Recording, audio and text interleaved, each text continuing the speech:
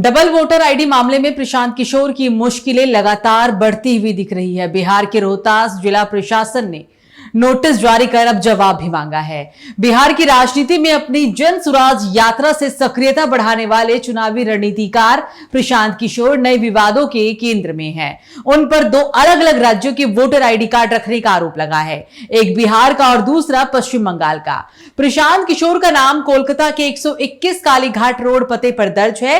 ये वही पता है जहां तृणमूल कांग्रेस यानी कि टीएमसी का मुख्य दफ्तर है। यह इलाका बंगाल की मुख्यमंत्री ममता बनर्जी के विधानसभा क्षेत्र भवानीपुर में आता है। वहीं बिहार के रोहतास जिले में स्थित कोवर गांव की वोटर लिस्ट में भी उनका नाम दर्ज है।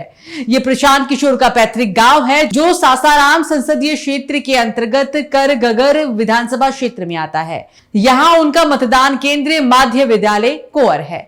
इस सनसनीखेज खुलासे ने बिहार के राजनीतिक गलियारों में खलबली मचा दी है। विवाद गहराते ही चुनाव आयोग भी हरकत में आ गया और इस दावे की सच्चाई जानने के लिए जांच भी शुरू कर दी है और इसके लिए नोटिस भी जारी कर दिया गया है।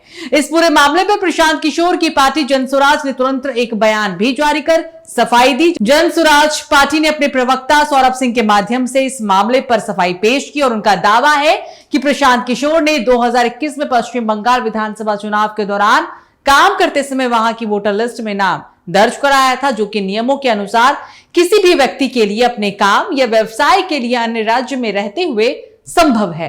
के घर शीशे के होते हैं, वो दूसरों के उस पे पत्थर मारते हैं, कैसे चलेगा प्रभु?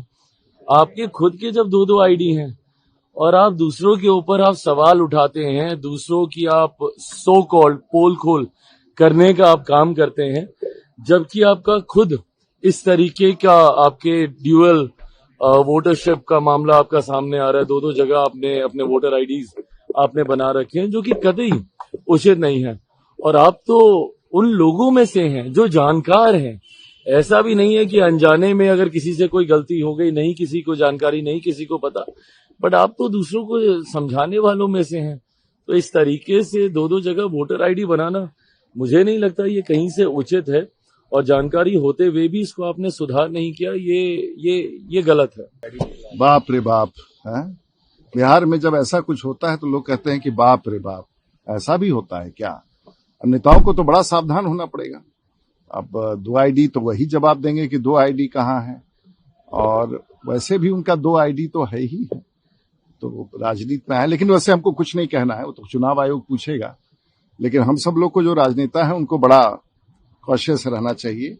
और ये तो अपराध हो जाता है जब दो आईडी हो जाए, तो वो तो क्रिमिनल एक्शन हो सकता है। लेकिन वो चुनाव आयोग की बात है, और वैसे भी कुछ अब उनके बारे में चर्चा करना कोई खास नहीं है, क्योंकि मुझे नहीं लगता है कि चुनाव में उनका कोई संदर्भ बचा है। और जब से वो चुनाव मैदान से चले गए, छोड़ करके जंग छोड़ के निकल गए, तो बहुत प्रसंग नहीं है, तो इसका ध्यान देना होगा।